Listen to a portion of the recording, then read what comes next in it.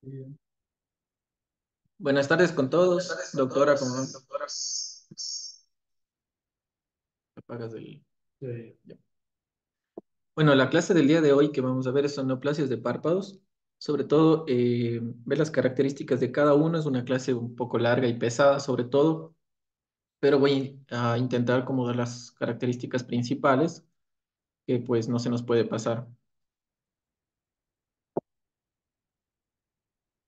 Realmente las neoplasias que se dan en la piel periocular se pueden desarrollar de diferentes neoplasias cutáneas, sean benignas o malignas. Estas pueden surgir de tres capas, por lo que es tan importante hacer un buen diagnóstico, una buena evaluación clínica. Pueden venir tanto de la epidermis, de la dermis o incluso de estructuras anexiales del párpado que vamos a ir viendo posteriormente. Y preguntar muy bien factores predisponentes que puede tener el paciente, sea antecedentes de cáncer de piel previos, una exposición excesiva al sol, especialmente si el paciente ha tenido episodios de quemaduras solares con ampollas, si el paciente ha recibido radioterapia previa, si el paciente fuma, si tiene tal vez ascendencia celta o escandinava, con piel clara, cabello rojo o ojos azules, y si por algún motivo el paciente pudo haber tenido una inmunosupresión.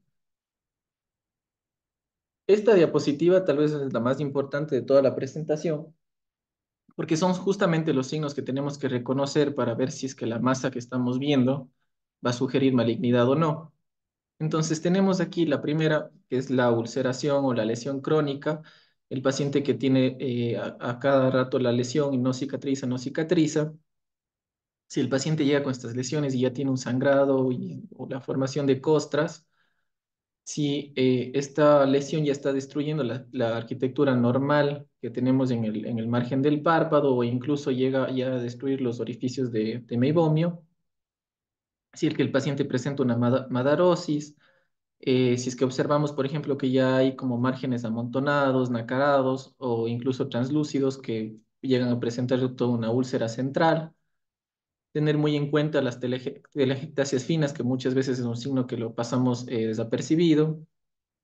Si los pacientes tienen ya estos cambios pigmentarios característicos, o incluso si el paciente, cuando ya son sobre todo de mayor edad, tiene una pérdida de finas arrugas cutáneas o incluso de los vellos.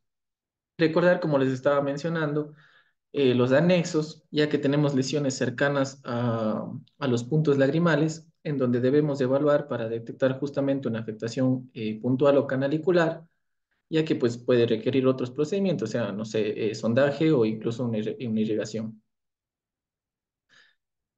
Entonces, lo principal, que son los más comunes, reconocer las lesiones benignas de los párpados. Aquí podemos utilizar diferentes terminologías, pero en el libro, como para que sea útil, nos ayuda a agrupar bajo el nombre de papilomas. Sin embargo, pues son hiperplasias epiteliales. A pesar de que usemos la palabra papilomas, no implica que necesariamente vaya a tener relación con el virus del papiloma. Entre ellas vamos a tener la queratosis seborreica, la hiperplasia pseudoepitelioma, la verruga vulgar, el acrocordón, acantoma vasoescamoso y el acantoma escamoso, que tienen en común todas ellas que justamente al ser epiteliales, todas estas proliferaciones van a poder tratarse con la escisión por afeitado en la unión epidérmica, ¿no? Como en la base. Vamos a ir viendo cada una de ellas. Comenzamos con la queratitis seborreica. Este es el más claro ejemplo que tenemos de un papiloma palpebral benigno. Esta generalmente tiende a afectar a pacientes de mediana edad y mayores. Si podemos observar en la foto, su apariencia clínica puede variar, a veces es sésil o peduculado, e incluso puede variar en los grados que presente de pigmentación o de hiperkeratosis.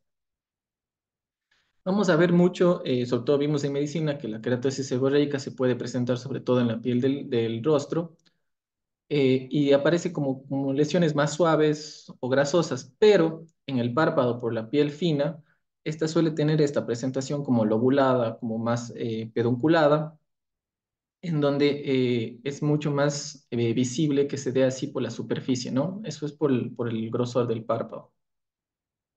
Un punto clave aquí es saber reconocer la queratosis seborreica, que esta es, perdón, sí, una queratosis seborreica, que esta no es más que la misma queratosis que está afectando al folículo piloso y cambia de nombre y se va a llamar queratosis folicular invertida. Esta, si podemos observar aquí en la foto, es mucho más nodular, es mucho más elevada. Y la importancia de aquí es que a veces se puede confundir con lo que vamos a ver luego, que son ya tumores malignos como un keratoacantoma o un carcinoma de células escamosas. De aquí la importancia de hacer una biopsia y mandar a patología.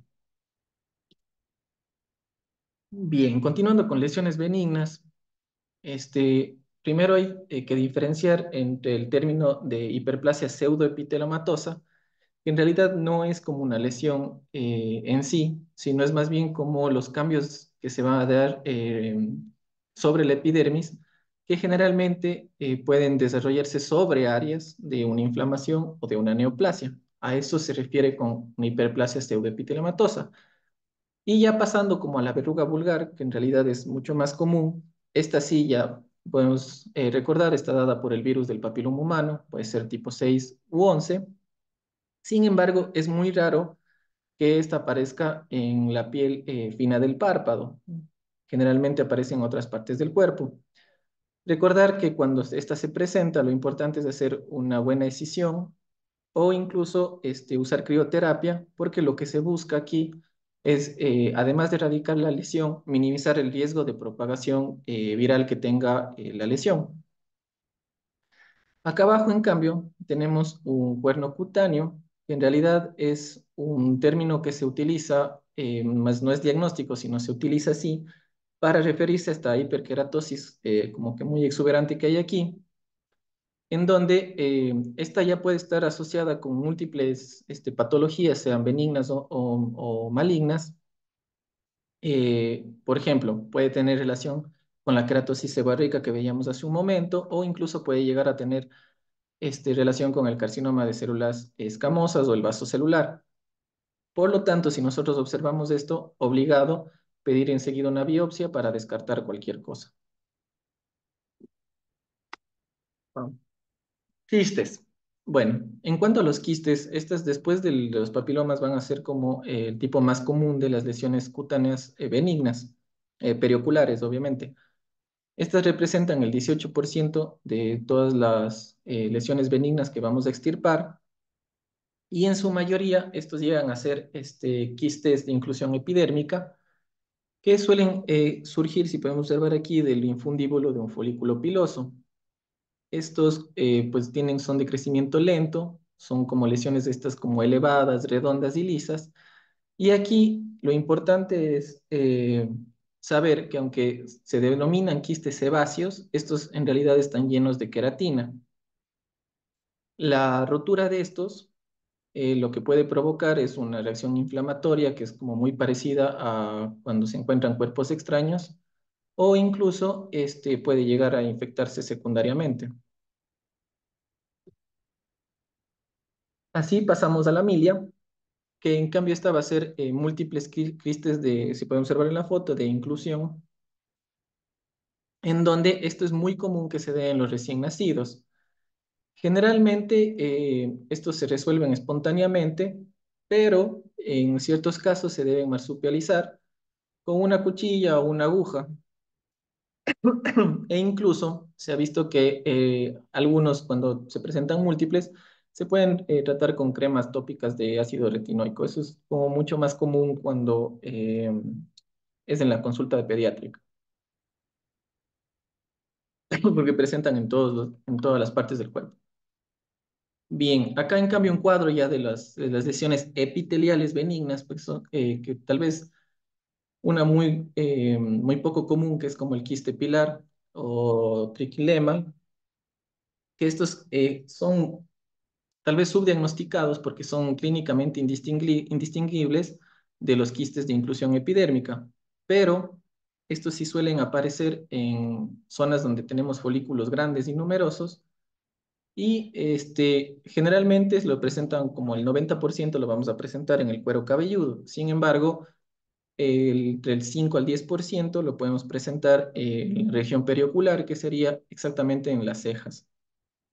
Pasando ya al molusco contagioso, me imagino que todos hemos visto alguna vez una lesión de molusco, que ya como sabemos es una infección viral.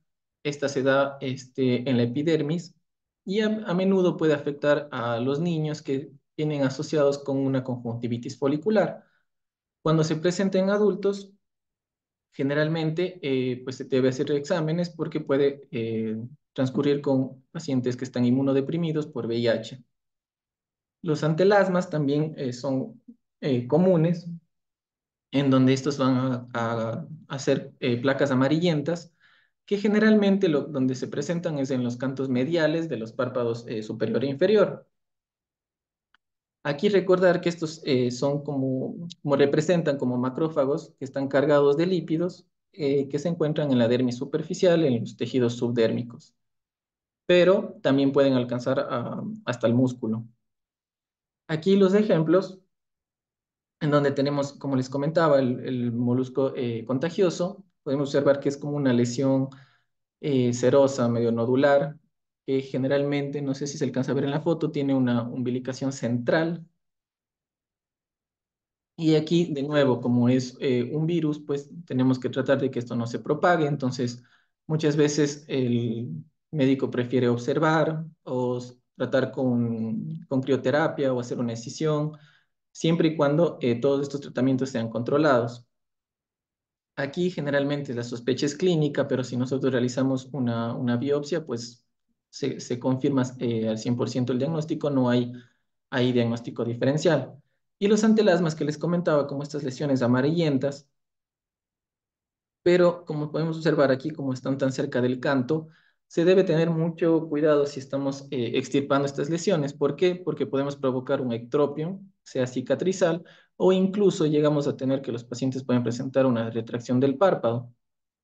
Entonces, muchas veces, por estos riesgos que tenemos, podemos incluso considerar otros tipos de terapia, la ablación de láser, igual tratamientos con el ácido tricoacético, sí, sí, tricoacético se me va. Que bueno, generalmente funcionan, pero el problema aquí es que sí puede haber una recidiva, pueden volver a aparecer. Aquí como un tip clínico, es que en algunos casos, en realidad es bastante raro, pero sí se debe pedir exámenes porque pueden cursar con hiperlipidemia o incluso con algunos trastornos del metabolismo de los lípidos. Entonces, si nosotros observamos, si es la primera vez que el paciente llega a esta examinación y observamos esto, obligatorio pedir un perfil lipídico. Ok, ahora, estamos viendo lesiones de los párpados y generalmente uno se fija más que nada en lo superficial. Sin embargo, no debemos olvidarnos que parte del párpado tenemos lesiones anexiales benignas.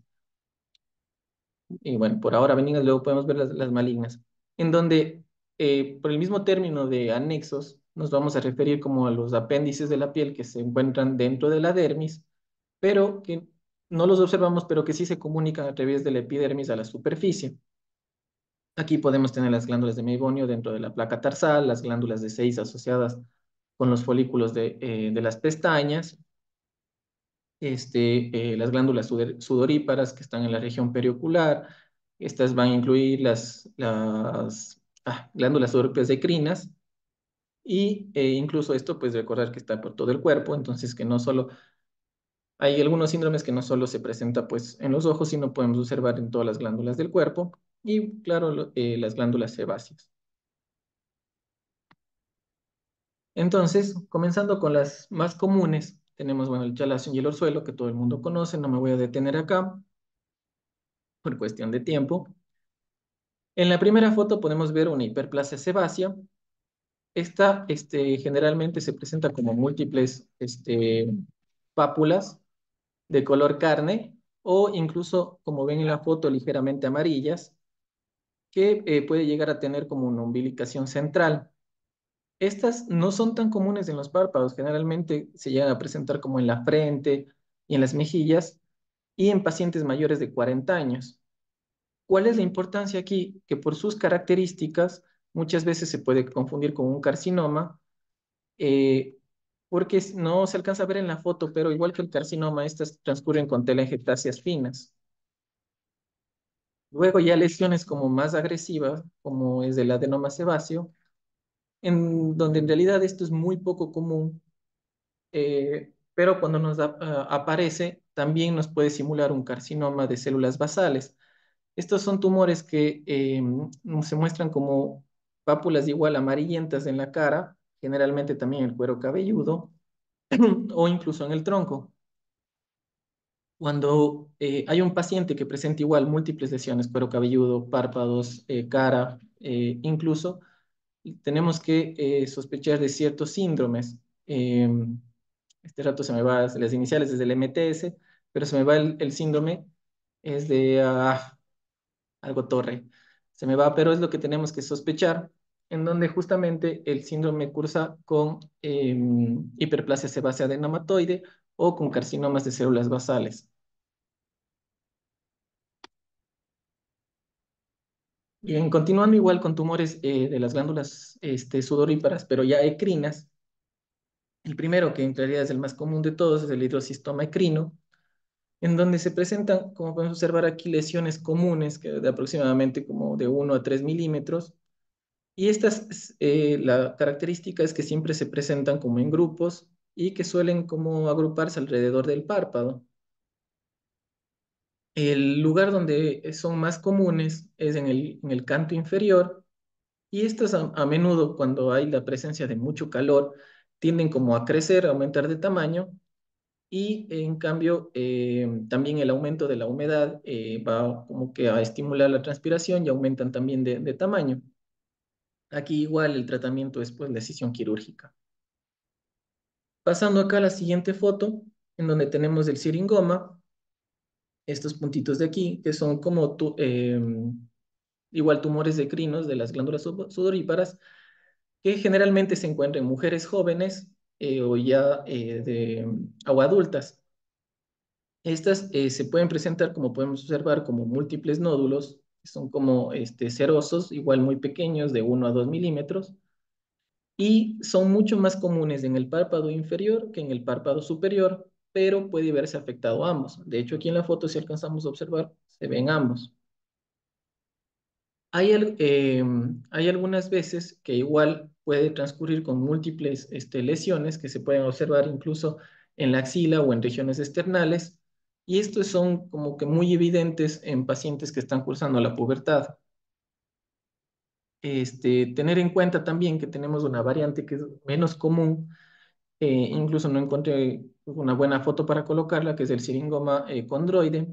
Este ocurre como más frecuencia en personas mayores, mediana edad, en hombres, ya no es en mujeres, e incluso puede aumentar, son lesiones que pueden aumentar hasta 3 centímetros. Y finalmente, pues aquí tenemos como el más evidente, que es un adenoma pleomórfico.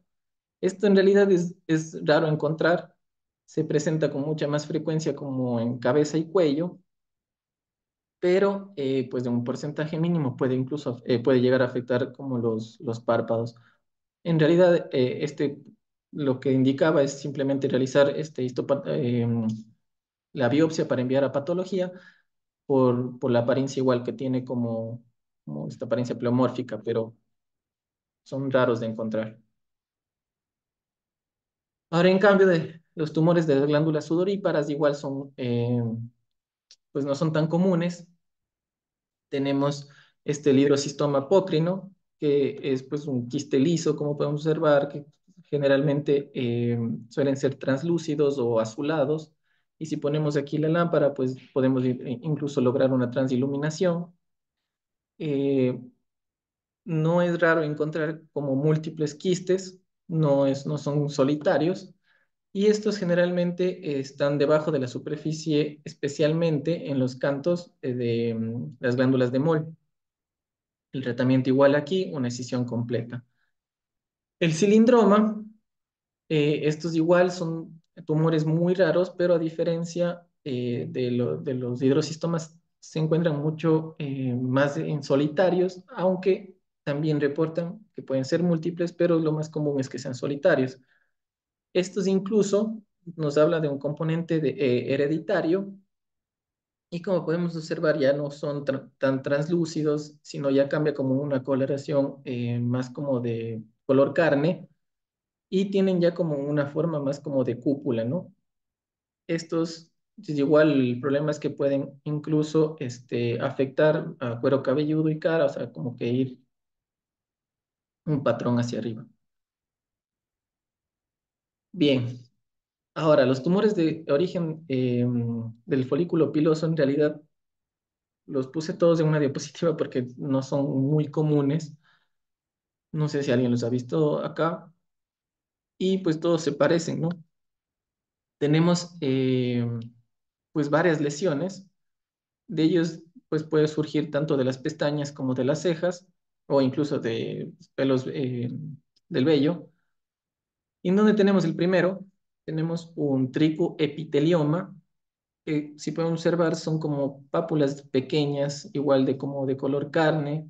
Aquí tenemos que tener en cuenta que puede cursar con estas telangiectasias ocasionales y generalmente pues puede aparecer tanto como en el párpado como en la frente. Acá, en cambio, tenemos un tricoadenoma. Vamos a observar aquí en la parte superior. Este es de crecimiento un poco más lento. Puede constar como de múltiples quistes. Aquí tenemos que hacer igual un diagnóstico diferencial porque está lleno de, de queratina y en ocasiones incluso puede parecerse como un carcinoma de células basales. Lo vamos a observar en las características después que se parece mucho. El tricofoliculoma, que en realidad esta es una lesión única, se encuentra principalmente en adultos y este también está como lleno de, de queratina. El triquilemoma, parece Digimon, es igual a una lesión solitaria, igual que el de acá, en donde se presenta predominantemente en adultos. Estos hay que hacer el diagnóstico diferencial con las verrugas porque se parecen muchísimo y a diferencia de otros, esta es la diferencia que hay aquí, estos en cambio están llenos de glucógeno. Y finalmente, el pilomatricoma, que también es conocido por otros nombres, pero le puse el más sencillo de decirlo, que es una lesión que afecta con mayor frecuencia a pues, niños y adultos jóvenes. Y este generalmente pues aparece tanto en la ceja como en el párpado superior. Sin embargo, aquí pues vemos obviamente una lesión inferior y es como una masa rojiza que es indolora y que va a estar como adherido a la piel subyacente. Estos pueden llegar a ser bastante grandes, hablaba como más o menos de unos 5 centímetros y también tienen como un componente hereditario, sobre todo familiar, de síndromes que tiene pues, una lista de algunos síndromes que pueden relacionarse, entonces hay que tener en cuenta y saberlos diferenciar. Sin embargo, todos estos son muy poco comunes. Bien, lesiones melanocíticas benignas. Esto creo que es uno de los apartados más importantes, porque creo que todos los hemos visto en consulta, son los que generalmente nos llegan a la consulta, a pesar de que nos habla de que estas son menos frecuentes que las anteriores. Sin embargo, aquí tenemos que ver que las lesiones pueden tener tres fuentes, tanto de células nevus como melanocitos dérmicos o melanocitos epidérmicos. Recordar que prácticamente cualquier lesión benigna o maligna puede estar pigmentada y pueden tener lesiones que sean de origen melanocítico y no necesariamente se va a observar como una pigmentación muy visible, o sea, no necesariamente lo va a tener en la superficie. ¿Por qué es eso? Recordemos que los nevus son muy similares a los melanocitos y que ambos están produciendo melanina constantemente. Sin embargo, lo que cambia es la disposición, ya que el nevus tiene como un nido que se forma y estos van a carecer de esos procesos como que dendríticos en donde se acumula todo lo que es la melanina. a excepción de un nevus que lo vamos a ver después, que es el nevo azul. Entonces, aquí les dejo una lista de todos los que son benignos, los que son premalignos, que solo tenemos el lentigo maligno, y ya las lesiones malignas. Aquí en esta lista lo que lo que observé es que incluye el melasma. Recordar que el melasma, esto generalmente ocurre en mujeres embarazadas o que están utilizando pues anticonceptivos orales y que también pues tienen un rasgo autosómico dominante que pues llegan a presentar estas lesiones. Ok, para hablar del nevus, les comentaba, es la tercera lesión benigna más común que se encuentra en la región periocular. Esta va a surgir de las células nevus. Obviamente que, como les comentaba, su agrupación es como en racimos en la epidermis y la dermis basales. Y lo importante aquí es ver que no nacemos con eso, o sea, no son evidentes clínicamente al nacer, pero sí comienzan a aparecer durante la niñez y más durante la pubertad, como que en la pubertad se desarrolla una mayor pigmentación de estos. Por eso es importante reconocer como que tienen tres etapas. La primera, que es como que de unión, está ubicada más o menos como en la capa basal de la epidermis y son como los iniciales. En la segunda, que ya se va a extender más o menos hasta la zona de unión entre la epidermis y la dermis, que es conocida como compuesta, y la intradérmica, que ya es en edad adulta o incluso adultos mayores, en donde esta pues es como una involución del componente epidérmico, pero se mantiene mucho el componente dérmico. Aquí es en estas lesiones, cuando ya es generalmente mayores de 70 años, es que aparecen como ya no pigmentadas. Entonces, por eso es que la pigmentación no necesariamente es un rasgo que lo vamos a encontrar siempre. Aquí tenemos ejemplos de algunos en donde generalmente podemos observar que se van a encontrar en el margen del párpado y la mayoría de estos van a ser asintomáticos, es decir, no van a requerir tratamiento a menos que sea algo estético. Sin embargo, sí tenerlos observados porque pues, pueden tener alguna transformación maligna. Además, tener en cuenta la localización porque pueden muchas veces causar síntomas por tal vez fricción o pues si es que está en algún pliegue y eso sí va a causarnos molestias. Además, vamos a tener como perdón, estos nevos en donde se pueden afectar tanto los márgenes del párpado superior como del inferior, ser como que muy grandes y estos se van a conocer como nevo del beso. Recordar de nuevo, por esta foto me acuerdo que no necesariamente todos van a ser melanocíticos, podemos tener melanocíticos y que muchas veces eso puede confundir con otros tumores, como por ejemplo los basales. Y continuando, pues muy comunes los efelis o que lo conocemos como pecas, que pues, son manchas pequeñas, planas, marrones, que pueden pues, aparecer en cualquier parte del cuerpo. El rostro y la región periocular no son la excepción. Estos, pues, generalmente son hiperpigmentación de la capa de la epidermis y, pues, aunque el número de melocitos epidérmicos no aumenta, estos van a extruir como mayor cantidad de lo habitual hacia la capa de las células basales. Pues, estos son muy comunes, como todos sabemos, en personas de piel blanca y con mucha exposición al sol. Los léntigos en cambio, ya son igual lesiones melanocíticas. Tenemos el léntigo simple, vamos a observar acá, que son como manchas planas pigmentadas, pues, que tienen como este diámetro mucho mayor a las pecas.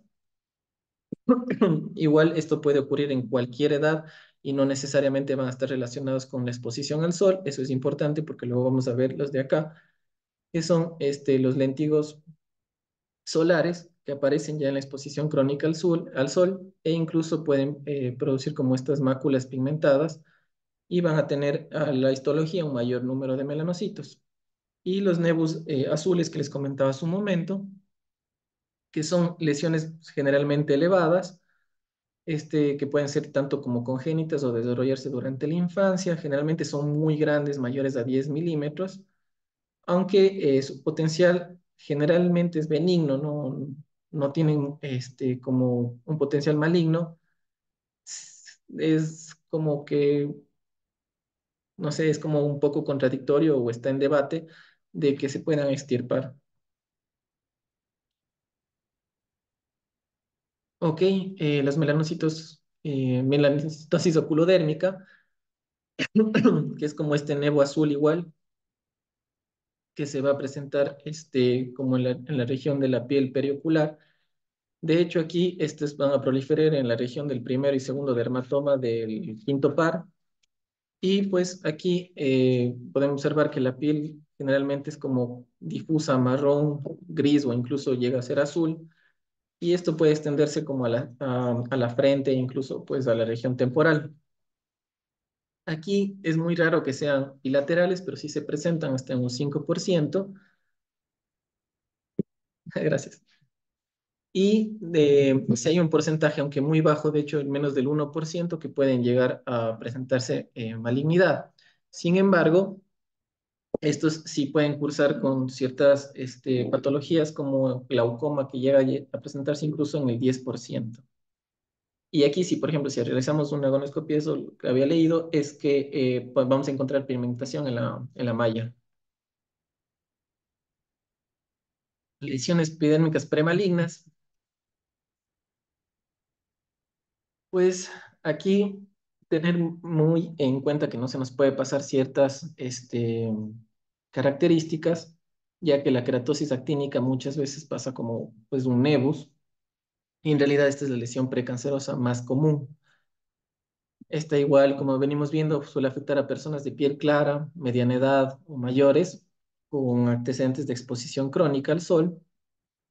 Y estas lesiones, como podemos observar aquí en la foto, son como unas placas queratóxicas medio escamosas, son como redondas, incluso bordes regulares, que si nosotros realizamos palpación, vamos a ver que es como un papel de lija.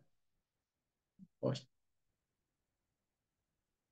Estas lesiones están como en un estado de continuo cambio, y muchas de ellas, como el 25%, suelen resolver en los 12 meses, entonces podemos mantenerlas en observación. Sin embargo, tenemos que tener en cuenta que si presentamos una lesión individual, el porcentaje de que pueda transformarse malignamente es de un 0,24% por año. Pero si ya el paciente tiene múltiples lesiones, ese porcentaje sube a un 12 a un 20% de llegar a desarrollar un carcinoma de células escamosas.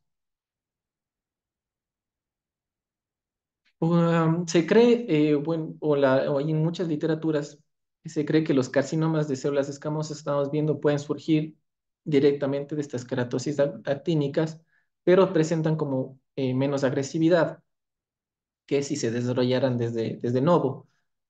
Por ende, para estas lesiones que surgen como en la región periocular, siempre se recomienda la excisión completa y enviar a biopsia para descartar cualquier cosa. Y generalmente estas lesiones también se pueden tratar con el 5-fluoracilo tópico o incluso con terapia fotodinámica. Bien, las neoplasias malignas epiteliales in situ son las neoplasias que tal vez más subdiagnosticadas están, por eso de importancia como saberlas reconocer por lo agresivas que son. Aquí tenemos el carcinoma de células escamosas in situ, que pues podemos observar suele aparecer como una lesión elevada, que es la típica que no cicatriza y no cicatriza. Puede presentarse como con descamación, hay esta formación aquí como de costras, tienes las placas aquí como muy pigmentadas. Y aquí es muy importante esto porque el 5% de los pacientes pueden progresar incluso a un carcinoma de células escamosas, pero con invasión vertical. Entonces, aquí, si nosotros vemos eso enseguida, una decisión quirúrgica completa, enviar a biopsia, y pues incluso como terapia alternativa se puede utilizar posteriormente electrodisecación o legrados Crioterapias, igual el 5-fluoracilo, sobre todo si es que esta área, como vemos aquí en la foto, como que es muy, muy grande.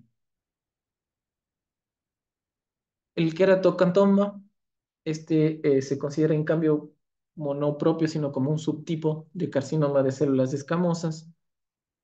Esta lesión no comienza así como se ve en la foto, sino generalmente comienza como una pápula mucho más pequeña de color carne. Igual se presenta, pero sobre todo en el párpado inferior. Esta se va desarrollando hasta formar esto, que es como un nódulo que va a tener como una forma de cúpula. Y sí podemos observar en el centro tiene como un cráter. Esto va a estar lleno igual de queratina y va a tener como estos márgenes como que son muy como elevados y enrollados. Estos igual son muy agresivos porque se presenta pues desde personas de mediana edad y existe una mayor incidencia en pacientes que pues están inmunodeprimidos. En algunos pacientes, algunos casos han reportado que se puede dar una involución gradual en el transcurso más o menos de los 3 a los 6 meses, pero no se recomienda esperar ni observar, sino hacer igual una biopsia incisional enseguida y terapia adyuvante. Bien, ya pasando a las lesiones melanocíticas premalignas, tenemos solo una, como les había comentado, que es el lentigo maligno, también se conoce como la peca melanocítica de Hutchinson. Si podemos observar está aquí, igual como es de crecimiento lento, que ocurre generalmente en la región malar y puede migrar hacia los párpados. Como podemos observar, igual es como muy característica de las lesiones anteriores, que es como muy plana, irregular, con una pigmentación variable. Incluso esta puede tener un crecimiento muy lento igual. Los factores de riesgo igual son edad avanzada, los tipos de piel más claros, las tendencias como a estar en el sol y también tener en cuenta que si el paciente tiene un antecedente de una neoplasia maligna, va a ser un factor de riesgo.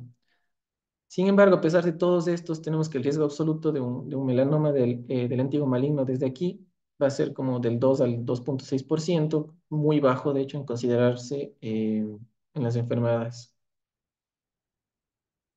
Bien, finalmente llegamos pues a los tumores ya malignos de los párpados, pero la importancia aquí de reconocer ciertos signos que nos van a ayudar. Eh, Aquí, como la foto, reconocer a tiempo quién es el malo.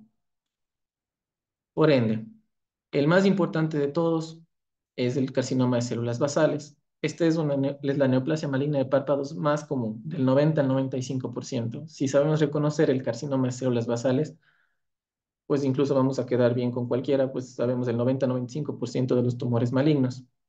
Esto principalmente se va a presentar en el canto medial o en el párpado inferior. Muy rara vez lo vamos a ver en el párpado superior. Factores de riesgo, vale la pena aquí repetirles, aunque les he venido diciendo, pues la piel clara, los ojos azules, pelirrojos y rubios, mediana edad y mayores, pacientes con ascendencia inglesa, irlandesa, escocesa o escandinava, antecedentes de nuevo de exposición al sol, tabaquismo o si han tenido un carcinoma previo. La importancia aquí es porque tiene varias presentaciones clínicas, entonces muchas veces nos confundimos y no lo reconocemos. Puede tener una nodular, que en realidad es la más común, que se presenta justamente como un nódulo que es como perlado, elevado y firme, y que va a estar asociado, como observar aquí en la gráfica, como a telangiectasias y una ulceración central. El otro que es muy importante, tal vez estos dos, si los sabemos reconocer, es lo mejor, es el morfiaforme. ¿Por qué? Porque aunque no es tan común, pero es el más agresivo.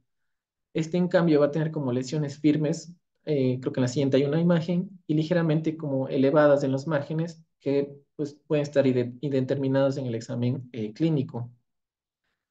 Además, también los podemos presentar como multicéntricos superficiales, que muchas veces pueden confundirse tal vez con una blefaritis crónica o una inflamación del margen palpebral. Y finalmente, pues ya en su forma como más desarrollada, el carcinoma vasoescamoso, que pa igual, a pesar de ser un tumor muy raro, es muy agresivo y va a presentar las características de dos de los tumores más agresivos, como son el carcinoma de células escamosas y bueno, de células basales.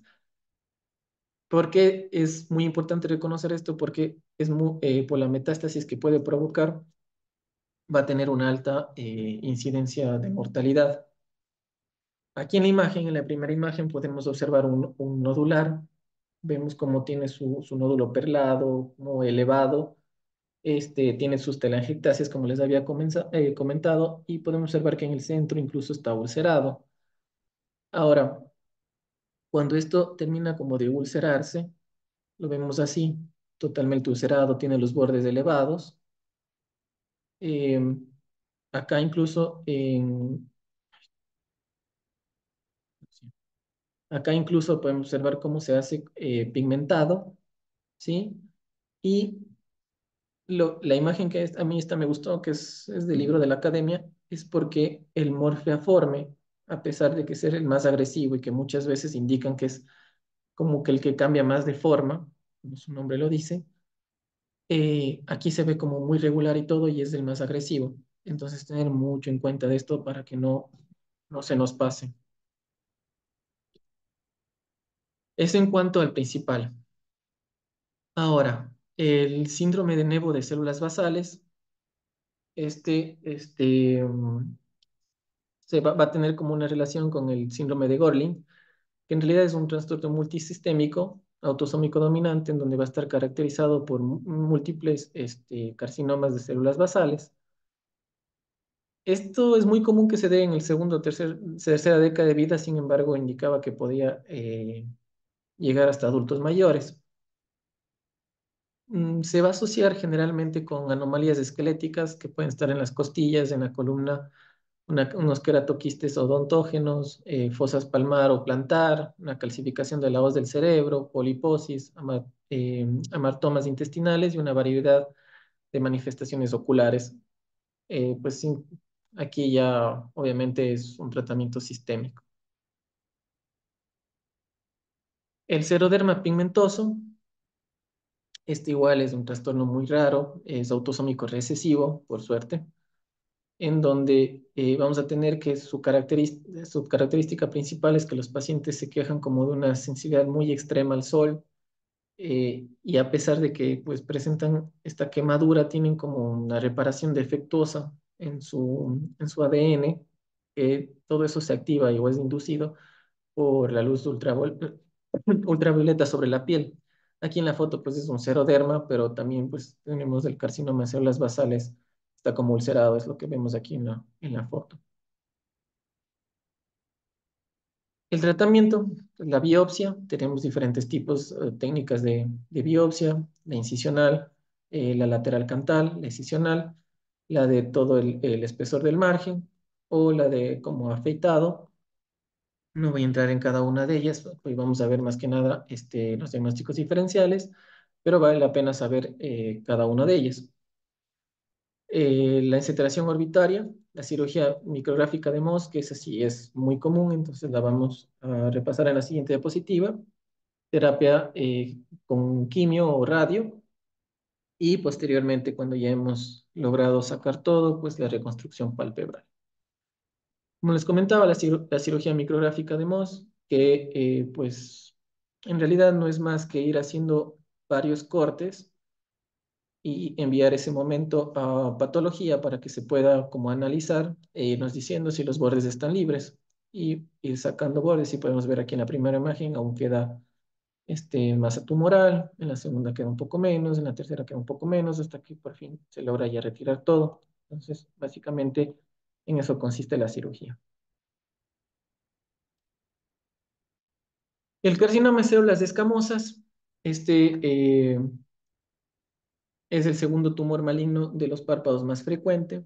Generalmente es el 20% de todas las neoplasias malignas, pero solo del 5 al 10% de las neoplasias malignas del párpado.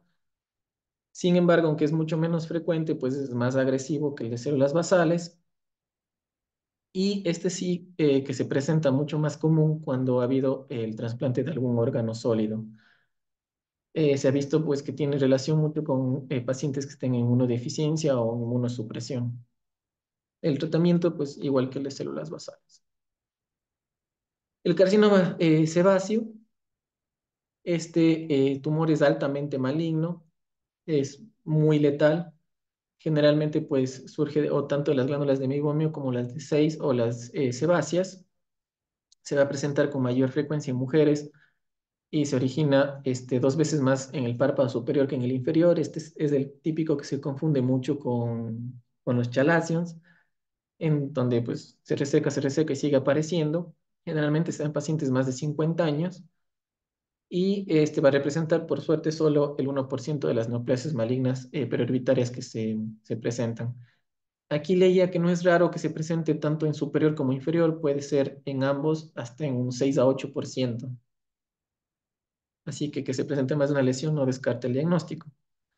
En la clínica podemos observar aquí cómo se observan con este aspecto medio amarillento, blanquecino. Esto es pues porque vemos el material lipídico dentro de las células neoplásicas. Aquí obviamente por esto vamos a ver el borramiento de los orificios de las glándulas de meiomio, va a haber esta destricción de los folículos pilosos. Este, incluso pues puede extenderse sobre la conjuntiva palpebral y vulvar y llegar hasta el epitelio corneal. Y con lo que les comentaba, esto pues, puede confundirse con un chalacio, pero el diagnóstico o el signo principal que tenemos que ver es que aquí hay esta destrucción de las glándulas de meiomio que nos va a ayudar. Es importante aquí no utilizar radioterapia, no nos ayuda en absolutamente nada y más bien nos da complicaciones. Eso es un punto clínico importante. El síndrome de Muir-Torre, este es el que no me acordaba hace un momento, es una afección autosómica dominante de tumores sebáceos. Aquí pues se debe realizar una biopsia de espesor total del párpado, secciones permanentes o como una biopsia, como vemos en sacabocados, en donde se debe sacar igual el espesor total de la placa tarsal. Esto pues aquí es importante porque si sospechamos un carcinoma sebáceo y empezamos a observar múltiples lesiones, debemos enseguida mandar exámenes y trabajar con otros médicos porque pues nos da afección así, tanto al sistema gastrointestinal como al endometrial y el urológico. Melanoma,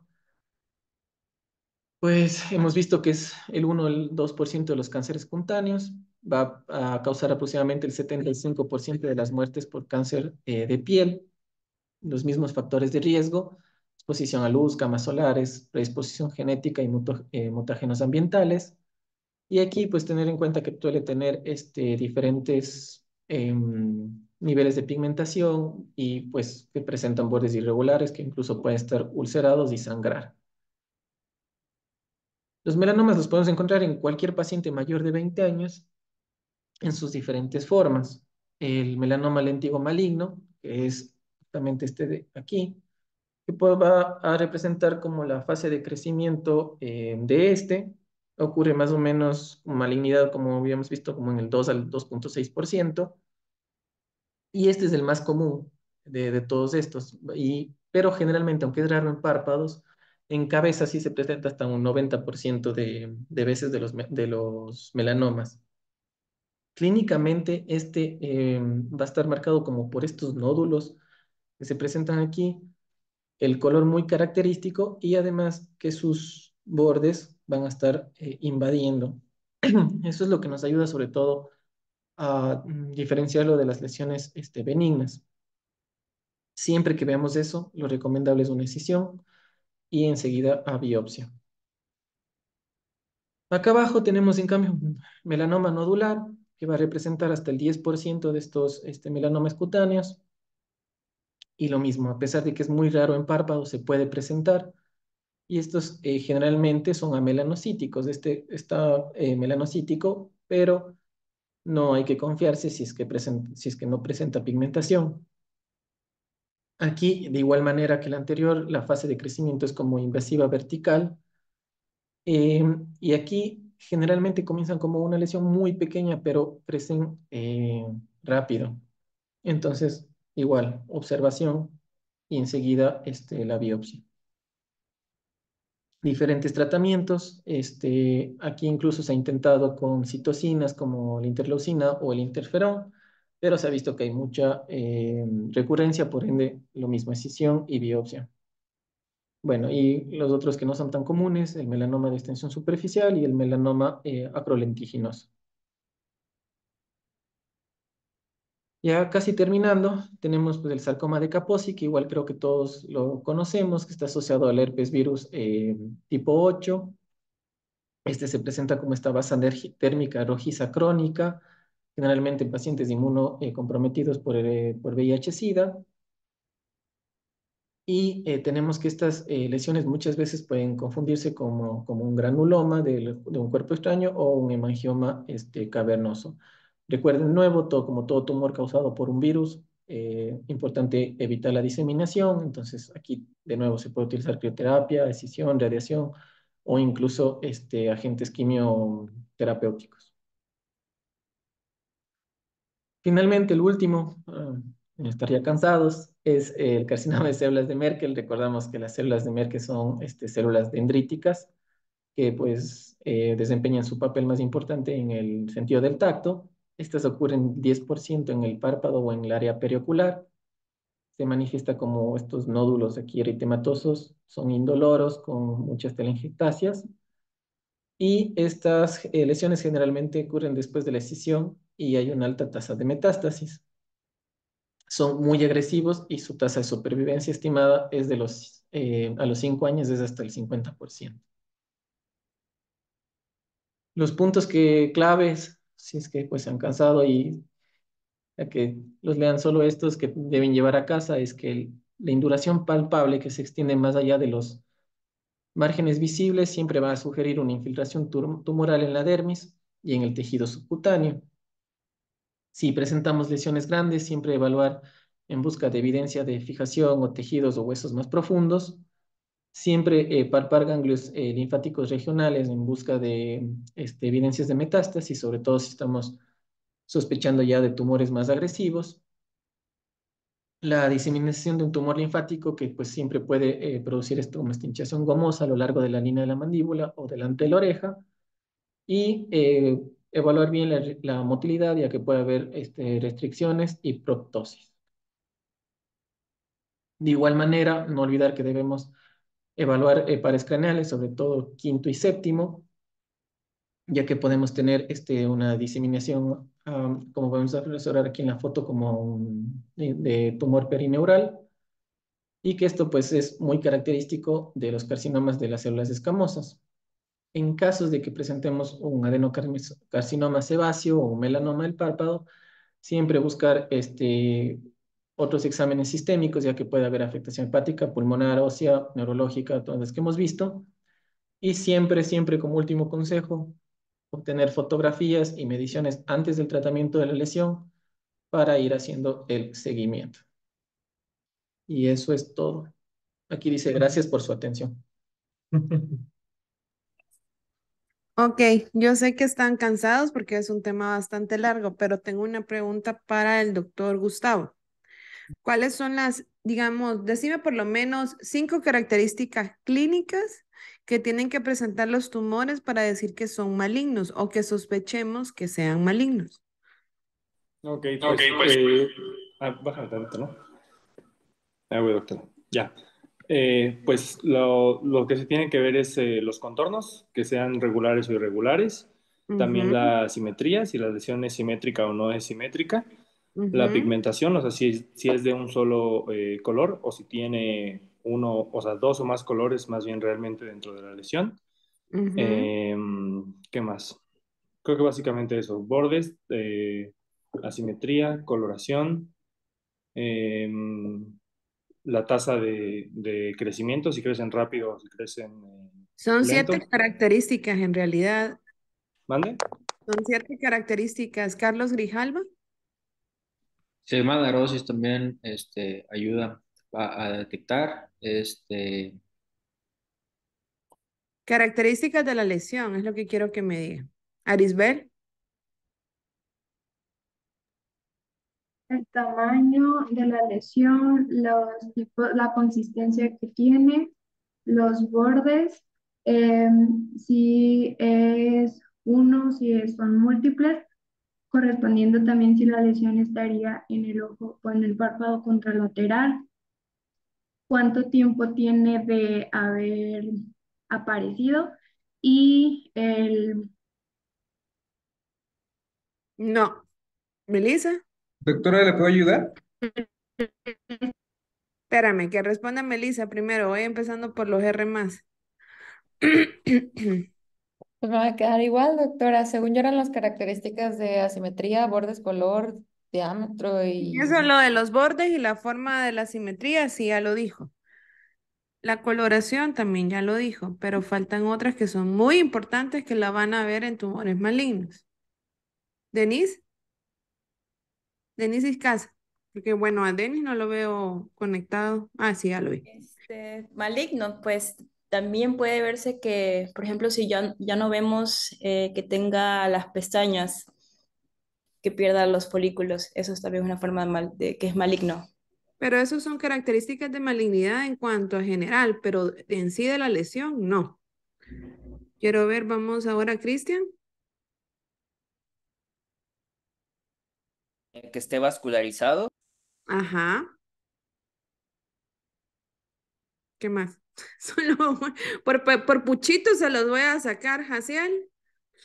Pues lo que estaba leyendo era ulceración, induración, Correcto. bordes irregulares y asimetría, telangiectasias, bordes aperlados, pérdida de la arquitectura del párpado, y la otra dice lack of tenderness, pero no sé cómo traducirlo.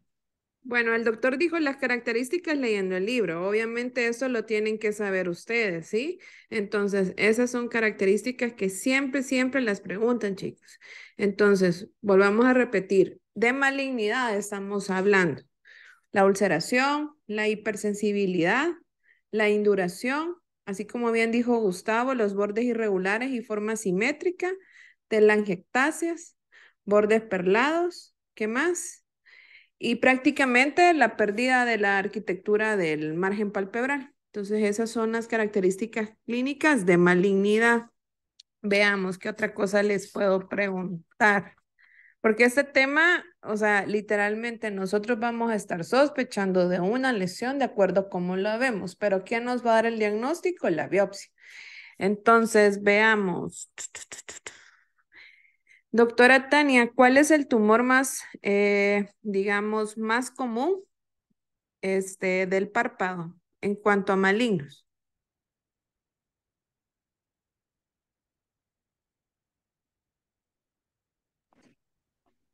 Es el sebáceo, doctora. No. ¿Ale? Escamocelular o vasocelular, no recuerdo cuál de los dos. Vasocelular. Ajá, Vasocelular. perfecto. Eso es muy importante. ¿Y con qué está relacionado más que todo ese tipo de tumoración? ¿Allen? Me agarró en curva, doctora, no sé. Factor ambiental. Con el ¿Cuál? sol. El sol. Exposición solar. Ok, eso es muy importante y casi siempre lo vamos a ver en viejitos. Entonces, eso lo tienen que tener en cuenta. El menos frecuente va a ser el espinocelular. Ese tiene un porcentaje menor de frecuencia. Veamos, quiero ver, es que como habló tantas lesiones, el doctor Eduardo, la verdad, se mató en hacer el tema y lo hizo bastante bien. Trató de seguir lo que yo le dije. Él quería hacer de una forma diferente, pero le dije no. ¿Por qué? Porque a mí me interesa que ustedes sepan las características clínicas de cada una y fotos. Obviamente son las fotos lo más importante, ¿verdad? Entonces, eso es muy importante. Léanse los tumores malignos más frecuentes del párpado, léanse cada uno. En requisitos está súper bien ustedes resumido, entonces ahí están prácticamente todo lo que ustedes necesitan saber. Veamos qué más. Quiero ver.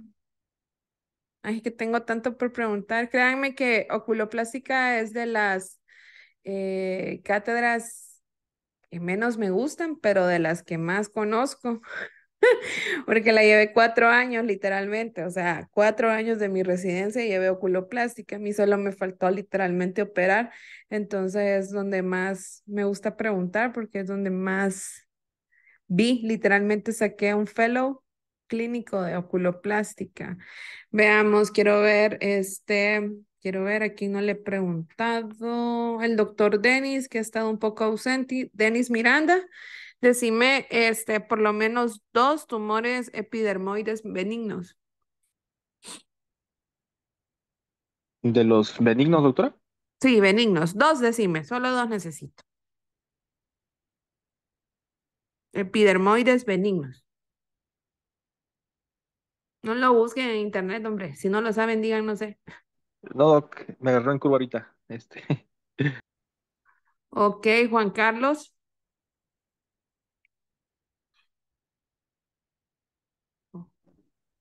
Ya voy a entrar, perdón, tenía aquí el micrófono apagado. Micrófono Pues y cámara, uno, es como que no estuvieras en la clase, entonces. no, sí, es que voy llegando de la consulta, doctora.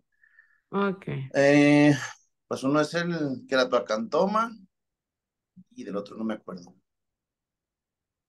Bueno, me lo van a decir mañana. Me lo vas a decir tú en la clínica. Me va a Muy decir, bien. doctora, los 2 tumores que usted preguntó son estos y estos. Con 2 que me digan ya es suficiente. Bueno, chicos, sí, estudian porque es importante tenerlo en cuenta. Estudiense las características, ya le dije las características malignas, también le hace un poco de las características de las lesiones pigmentadas benignas, que son 3, léanselas porque sí tienen que saberlas, si no, solo van a mandar lesión palpebral, pero por lo menos traten de poner una sospecha de qué creen ustedes que es. Entonces es importante. Recuerden que los pacientes con chalaciones, una y otra, entonces hay que ir sospechando que puedan presentar alguna alteración, de malignidad más adelante, más que todo en los pacientes adultos mayores, ¿verdad? Porque son los que tienen más blefaritis, entonces si son blefaritis horribles, van a terminar en eso, y si son blanquitos, güeros, como le dicen, o canches acá, entonces también van a tener una predisposición a desarrollar ese tipo de tumoraciones, entonces es importante saberlo. Sepan qué pueden tocar y qué no van a tocar, ¿sí? Entonces, obviamente, es importante que lo sepan, solo los que son oculoplásticos manejan más que todo las técnicas de biopsia y todo eso, pero por lo menos tienen que saber si son tumores que prácticamente están literalmente en la piel, ¿verdad? Que no hay sospecha de que puede estar más adentro, podemos hacer una biopsia. Recuerden que no hay que colocar ahí ningún tejido hasta que tengamos el resultado de la biopsia. Entonces es muy importante eso. Muchas veces se hacen en 2 etapas. Y quiero ver, no sé si el doctor Jonathan está por ahí, quiera comentar algo acerca de las lesiones para que los chicos tengan en cuenta, porque son los que están en periférica y a veces llegan pacientes así como la foto que me mandó el doctor Grijalva. A la gran, no sé cómo llegó ese paciente a tanto, ya se la voy a mandar en el grupo, es un poco fea verla, pero ya se las voy a mandar, entonces para que vean la ignorancia también de los pacientes, ¿verdad? Que creen que ya va a pasar, y pues nunca pasa. Entonces no sé si el doctor Jonathan quiere decir algo, no sé si está por ahí. Hola, sí, aquí estoy. No, todo es muy completo, nada más que agregar. Ok, bueno, entonces si gustan pasamos a la otra clase porque me comentaron que van a ocupar el link un poquito más tarde, entonces tal vez podemos verla en lo que resta antes de las 7 para que no estemos entorpeciendo el link. No hay problema, ahorita me la aviento.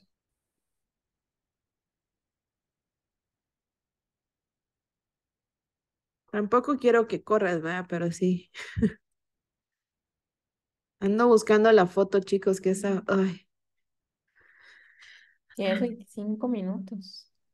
Si no, ahorita igual yo se las mando, ahí la tengo guardada. Está hermosa esa foto, por cierto. Bueno, Ahorita pues vamos ya a la hablar de encontré. propósitos. ¿Mande? Ya la encontré, no te apures. Ah, perfecto. Entonces vamos a hablar sobre el diagnóstico de proptosis y... Ay, canijo, a ver. Ahí está. Como definición, pues esta va a ser la protrusión del globo ocular desde la órbita. Se habla que a partir de 2 milímetros que esté de variación entre cada ojo, pues ya hablamos de una protrusión anormal. Y pues esta puede ser multifactorial, como podemos ver, puede ser infecciosa, inflamatoria, vascular, neoplásicas, tanto benignas como malignas. Entonces, lo primero que tenemos que hacer en estos casos es un buen interrogatorio del paciente, ¿no? Entonces, lo primero que vamos a preguntar es sobre el dolor. Si hay dolor al reposo, si hay a los movimientos oculares, como vamos a ver ahorita, que están afectados, este, si hay dolor y cómo se distribuye y pues si es constante o intermitente. Otra cosa que también nos va a dar mucha información es la progresión de la lesión. Si nosotros vemos o el paciente nos dice que es de una progresión rápida o más bien fue muy lenta, al paso de los años se fue presentando, bueno, ahí ya tenemos una idea, ¿no? Porque, por ejemplo, en procesos inflamatorios o infecciosos, la progresión va a ser muchísimo más rápida que si fueran tumores o una etiología vascular, pues esta va a ser un poquito más lenta, excepto en el radiomiosarcoma, pues es un poquito más rápido, ¿no? Como vamos a ver ahorita. Entonces, ya tenemos un ojo que detectamos que tiene proptosis, o sea, que un ojo está más salido, por decir algo, que el otro. ¿Cómo lo vamos a evaluar? ¿No? Entonces, número uno, vamos a ver si el ojo se desplaza hacia algún lugar, y número dos, vamos a medirlo, ¿no? Con el exoftalmómetro es el que nos va a ayudar para poder medirlo, y vamos a ver la superficie corneal. Obviamente primero midiendo los cantos laterales y después midiendo la córnea. Ahorita vamos a ver un videito en el cual nos van a enseñar cómo utilizarlo correctamente, ¿no? Generalmente cuando son tumoraciones o masas grandes, estas pues van a desplazar el ojo hacia contralateral, o sea, hacia el otro lado de donde está la lesión, pues, ¿no? Y si la protrusión es axial o hacia enfrente, anterior, pues generalmente está dentro del cono muscular la lesión o en la tumoración, y de esta manera pues lo está jalando hacia enfrente, ¿no? O más bien empujando hacia enfrente. Ahora vamos a ver cómo utilizar el exoftalmómetro. El siguiente es un video explicativo para poder usar un exoftalmómetro de Hertel. Pongan atención porque esto El tienen que exoftalmómetro saber. de Hertel Obviamente no todo el mundo lo la tiene, diferencia de la proyección ocular. pero sí deben de saberlo, usar.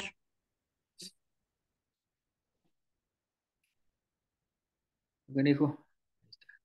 El siguiente es un video de la proyección ocular confirmando o descartando la presencia de un eno o exoftal. Primero, debemos confirmar que existe indemnidad de los procesos frontocigomáticos. De lo contrario, la medición no será válida.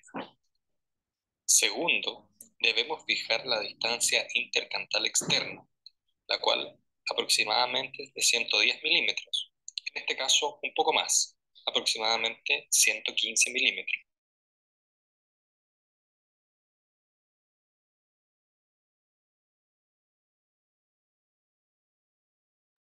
No sé si soy yo, pero se ve como raro el video. Que corresponde con... Sí, A como que está todos. trazado. Toda la exposición se ve así fragmentada, pixelada.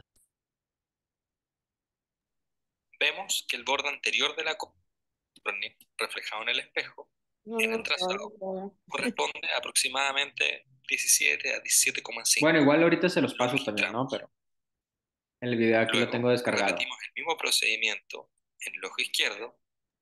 Si quieres, explícalo tú mejor, porque fíjate que no se ve bien el video y se ve raro. Entonces, vemos un cuarto del video. Perfecto. Entonces, como veíamos ahí, vamos a tomar el exoftalmómetro y vamos a ponerlo a nivel de los cantos externos. Vamos a tomar la primera medición y posteriormente tiene una serie de espejos que nos van a ayudar a verla como de una parte lateral, la córnea. También vamos a tener esa medición. En este caso, donde quedó pausado está como en 18, más o menos. Y en el otro ojo, pues obviamente tiene que ser 20 más menos 2, ¿no? Que era lo que hablábamos de la diferencia que tiene que haber entre un ojo y el otro, ¿no? Ahí hay un caso importante. ¿Cómo detectar si un ojo está eh, con proptosis o bien con un enoftalmos? Pues tenemos que ver la anatomía del globo ocular, perdón, o del macizo facial, pues. que no sea tan grande. Ahorita vamos a ver unos casos en los que hay una pseudoproptosis, en los cuales van a haber variabilidad de los músculos, variabilidad de los huesos. Entonces, aparentemente está proptótico, pero puede que el otro también esté en oftalmos, ¿no? Y se va a hacer una medición, aquí lo tenemos, se va a hacer una medición en la cual vamos a restar las dos imágenes que tenemos o las dos mediciones, y no debe de ser mayor a 2 milímetros para considerarlo como exoftalmos, o lo mismo que mencionamos, más menos de 2 milímetros para que sean oftalmos en un ojo normal, ¿no?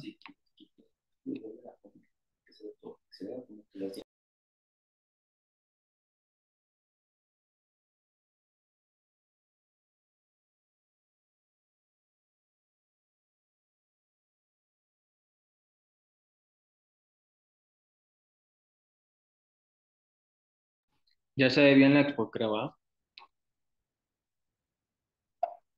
Sí, ya se ve mejor. Perfecto. Entonces, era lo que les comentaba, ¿no? Nomás hacer la resta o la diferencia entre un ojo y el otro, y ya con eso tomemos la medida y ya vemos si es mayor a 2 milímetros, pues va a ser un exoftalmo, ¿no? O está proptótico. El siguiente. Entonces, también otra cosa que tenemos que evaluar es la palpación. Si hay una masa que nos está empujando el ojo hacia algún lado, ver si esa masa es móvil o está adherida a planos profundos, ¿no? Si la masa está en el puro borde o si simplemente se ve el ojo que esté hacia afuera. Y obviamente si la masa al tocarla, pues también genera dolor.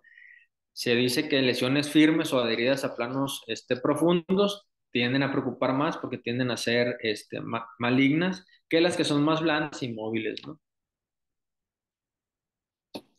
Otra cosa que también tenemos que tener en cuenta son los cambios perioculares, o sea, si hay cambios de color, si hay inflamación, si hay lesiones, por ejemplo, en los tumores de órbita, generalmente pueden estar ocasionados por algún tumor inicial en piel. Entonces es bueno revisar si hay algunos cambios o lesiones en piel. También, por ejemplo, cuando se inflaman los párpados o hay hinchazón de los párpados, esta generalmente está relacionada porque hay compresión del sistema venoso. Entonces hay algo que está comprimiendo, se sube la presión venosa y nos genera esa hinchazón. Y pues igual, si vemos vasos sanguíneos engrosados en los párpados o telangiectasias, pues es la misma causa del aumento de la presión venosa. Como mencionaba ahorita Eduardo, es importante la fotografía clínica, tener un antes y un después con el paciente. Entonces, o de manera inicial tener la fotografía y estar tomando fotografías conforme va pasando el tiempo para ver cómo va avanzando el cuadro. ¿Cómo nos vamos a apoyar? También nos vamos a apoyar de imágenes, ya sea por tomografía o por resonancia magnética. En estos casos nos van a ayudar a determinar si las estructuras óseas están conservadas o si ya hay amoldamiento óseo, o por ejemplo si hay lesiones, en qué posición está la lesión, si está dentro del cono o está por fuera. Y cuando son por resonancia magnética, pues nos va a beneficiar más cuando el problema es en tejidos blandos.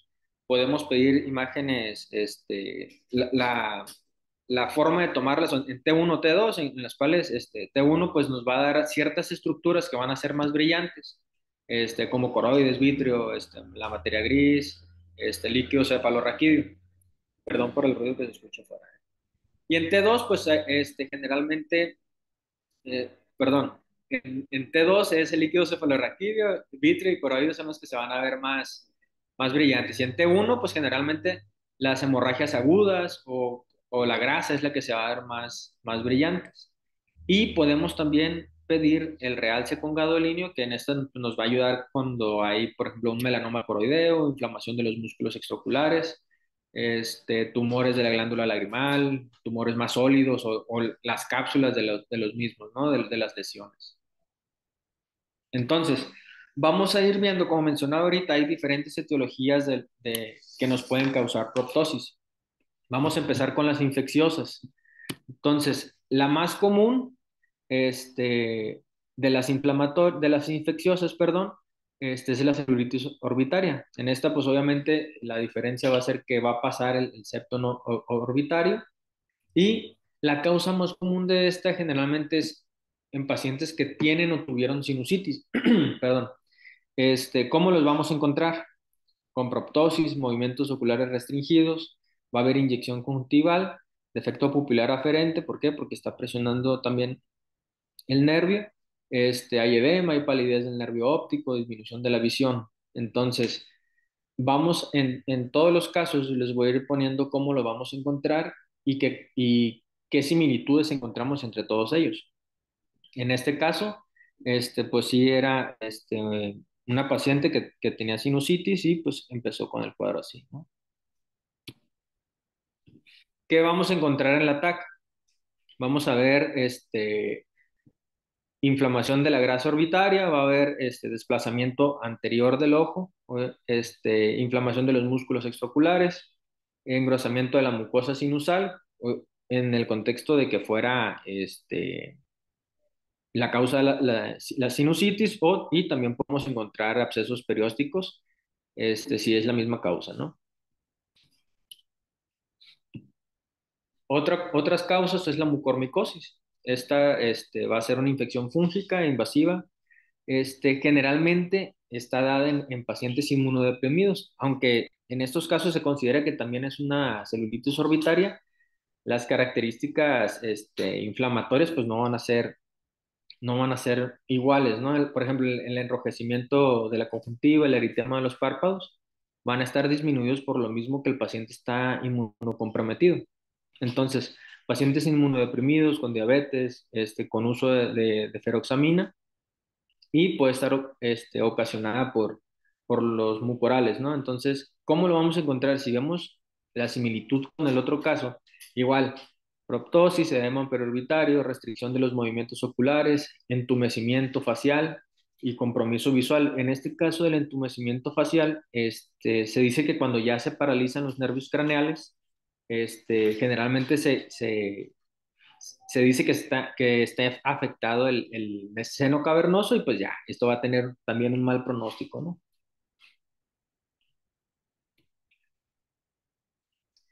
En el caso del mucosele, estas pues generalmente son lesiones benignas que van a estar ahí revestidas de epitelio, que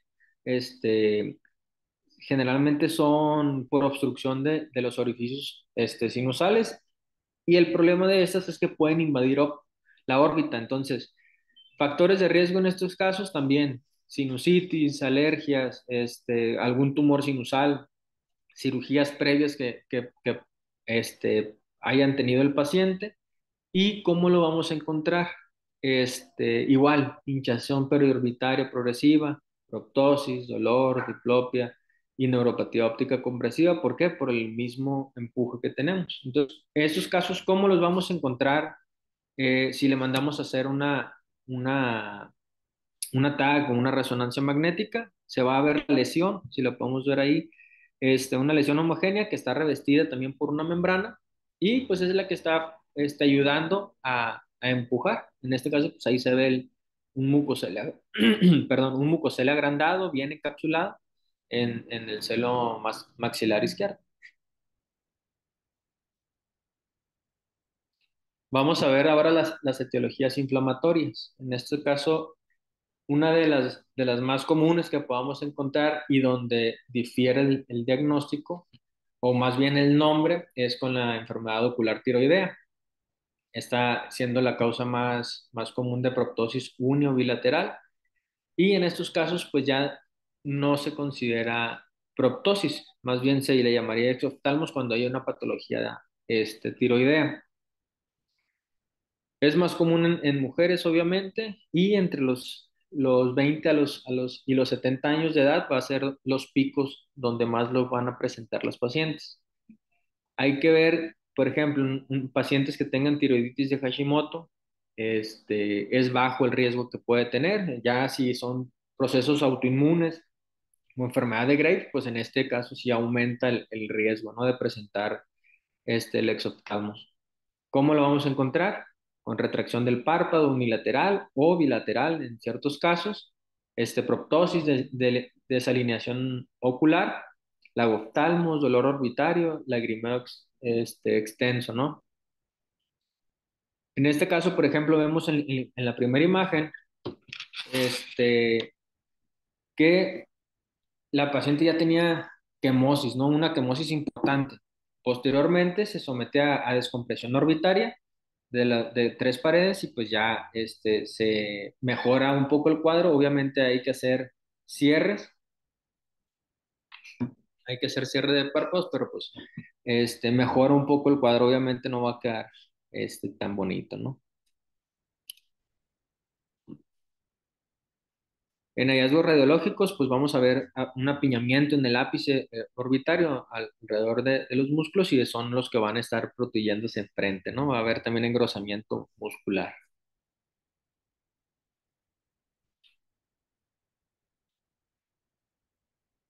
Granulomatosis con polangeitis, que antes se llamaba granulomatosis de Wegener. Estas generalmente va a presentar el paciente, no encontré ninguna imagen, la verdad, de esta. Dolor, eritema, edema en párpados, inyección conjuntival, obstrucción del conducto nasolagrimal, y oftalmoplegia, diplopia, proptosis y pues la pérdida de visión. El problema aquí van a ser las masas orbitarias granulomatosas, ¿no?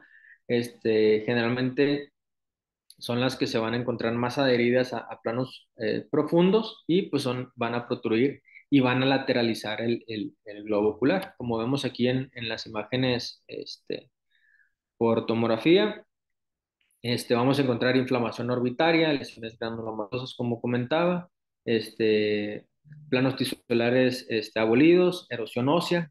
Si alcanzamos a ver el del lado nasal, ahí está ya erosionada parte de la, del hueso que está ahí. Y en la resonancia magnética también podemos encontrar lesiones intraorbitales hipointensas. Y como mencionaba, la técnica o la toma que debemos pedir es en T2 y aquí nos podemos ayudar con el realce con gadolínio. En cuanto a la sarcoidosis, en estos casos generalmente la manifestación ocular no va a ser tan común, ¿no? Al inicio, muy pocos pacientes van a presentarlo, las manifestaciones oculares, pero pues vamos a encontrar granulomas palpebrales o conjuntivales, como vemos aquí en la imagen, ahí están los granulomas, escleritis, uveitis, afección de la glándula lagrimal, grasa orbitaria y también afección de los músculos extraoculares, ¿no? Y pues igual, dolor, diplopia, proptosis puede haber en ciertos casos que ya los granulomas sean de tal tamaño que la desalineación o más bien la protrusión sea axial.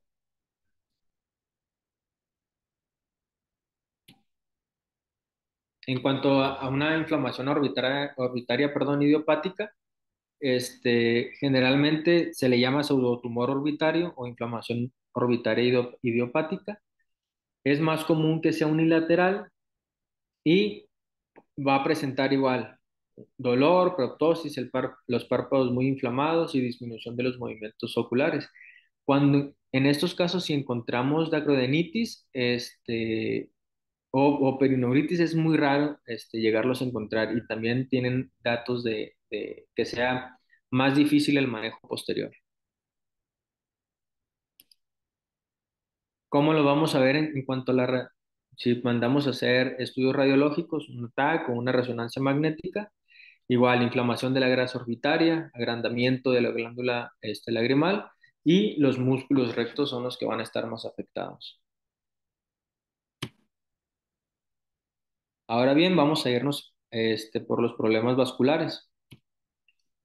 Hematoma orbitario o hemorragia retrovulvar, algo que le podamos tener mucho miedo al momento más si hacemos bloqueo retrovulvares o algo, es más común por traumatismo posoperatorio o por la misma aplicación de la anestesia, como mencionaba. Pero como decíamos, si es vascular, en este caso también difiere, en este caso es rápido. Cuando es por otras malformaciones vasculares puede ser un poco más lento, ¿no? También ahí en la fístula carotido cavernosa también ahí puede ser un poco más rápido. Pero en el hematoma, ¿cómo lo vamos a encontrar? El ojo va a estar doloroso, con proptosis, igual las mismas características que hemos estado viendo. Disminución de la visión, alteraciones pupilares, reducción de los movimientos y característica también es que va a haber un aumento de la presión intraocular que por el mismo empuje posterior que vamos a estar teniendo, ¿no? En el caso de las fístulas cavernosas, como se mencionó en temas pasados, estas son comunicaciones anómalas entre la arteria carótida y el seno cavernoso. Se pueden dividir, ¿no? De bajo flujo o de alto flujo. Las que causan mayores problemas son las de alto flujo y hay que ver también, obviamente eso ya no nos compete a nosotros, ¿no? Esto ya más es de neuro, pero hay que ver si hay conexión directa o indirecta, que son las que nos van a también generar mayor tipo de síntomas. Estas, también son comunes en pacientes con accidentes automovilísticos, por ejemplo, que tienen fractura de la base de cráneo o incluso pueden ser espontáneas, que ya estaba la malformación, pero llegó el punto en el que se reventó, ¿no? Igual, proptosis, la característica de esta que tenemos que tomar en cuenta es el soplo ocular, la quemosis, vasos esclerales como en sacacorchos, dolor, oftalmoplegia y disminución de la visión.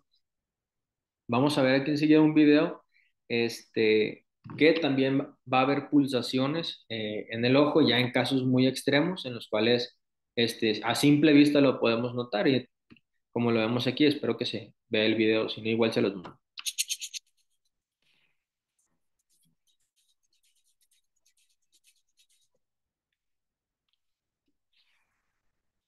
Se alcanza a ver cómo un ojo sí tiene las pulsaciones y el otro ojo está normal.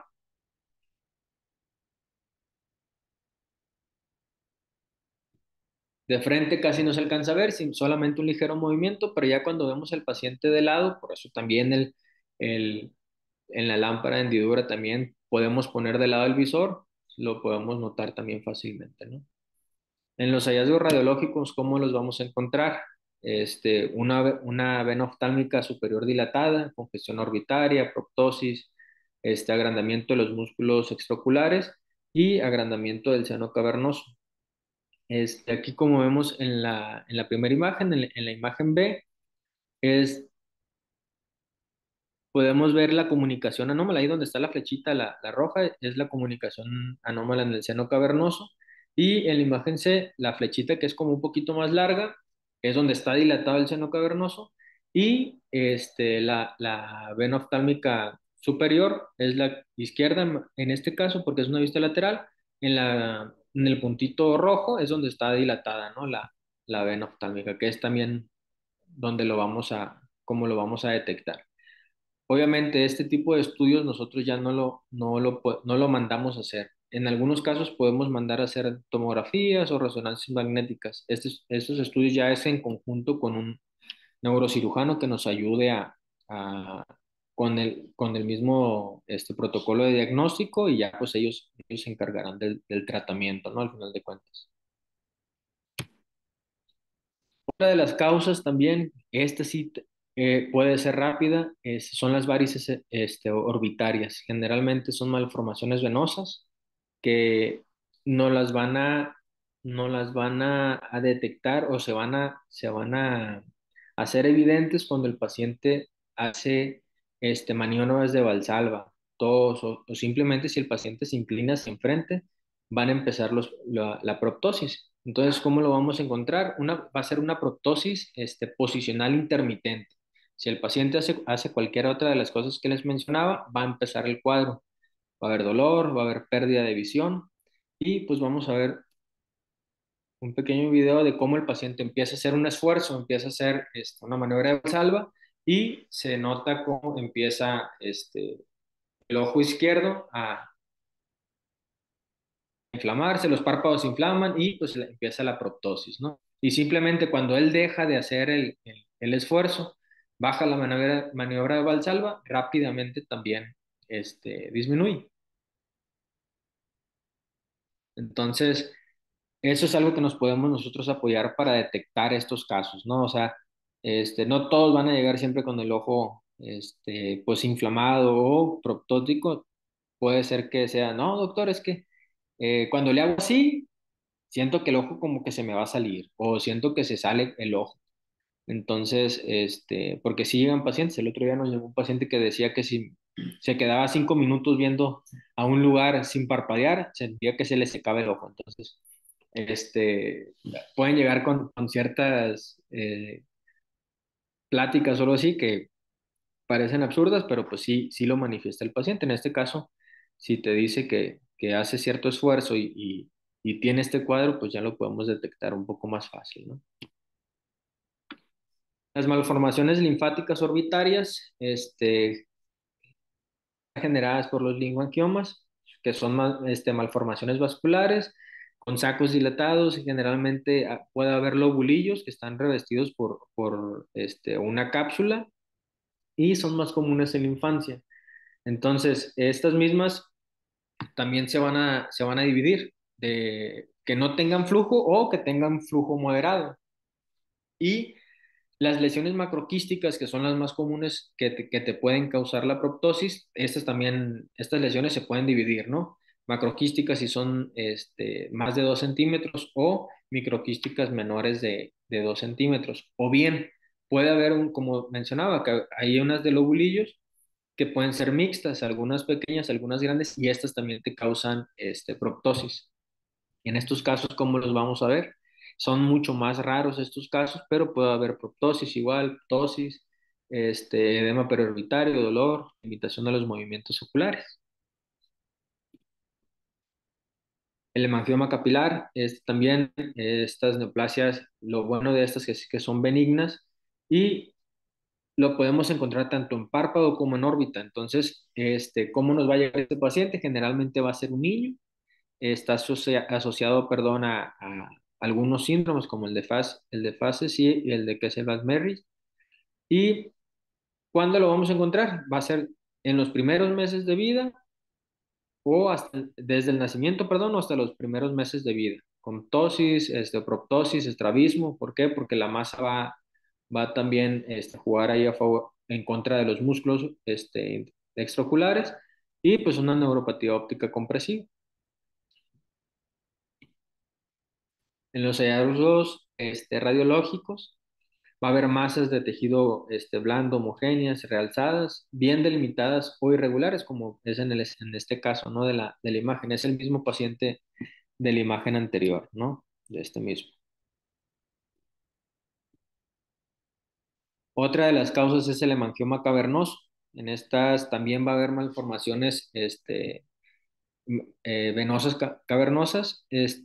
Generalmente son lesiones orbitarias más comunes en adultos, entre 40 y 50 años más o menos los pacientes, y va a haber proptosis axial progresiva. ¿Por qué? Porque va a estar posterior al ojo dentro del cono muscular, diplopia, desplazamiento del globo ocular hacia anterior, dolor, deterioro de la visión, hipermetropización, por lo mismo que está empujando desde la parte posterior, y se asocia a algunos síndromes también, al síndrome de Maffucci, perdón, y el síndrome del nevo de la ampolla de goma azul. ¿Cómo vamos a encontrar los hallazgos radiológicos?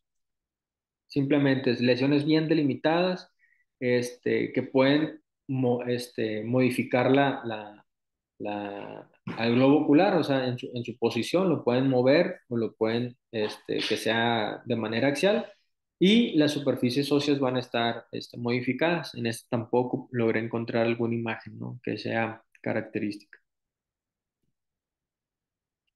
En cuanto a las neoplasias, el radiomesorcomio orbitario, como mencionaba ahorita, los tumores van a ser de crecimiento un poco más lento. En este caso, va a ser muchísimo más rápido, ¿no? Es una neoplasia maligna, más frecuente en niños, entonces algo que también podemos considerar.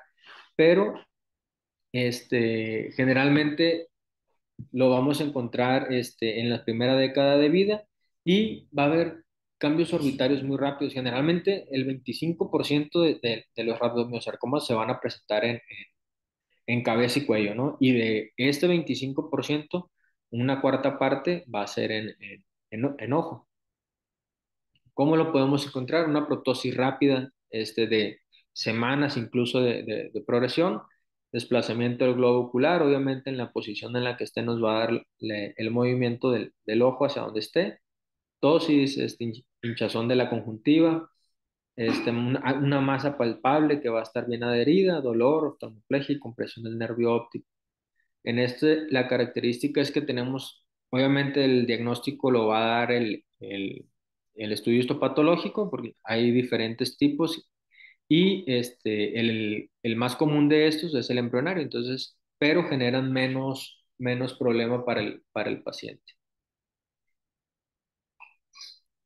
Ok, el linfoma orbitario, pues va a ser la neoplasia más común en anexos oculares.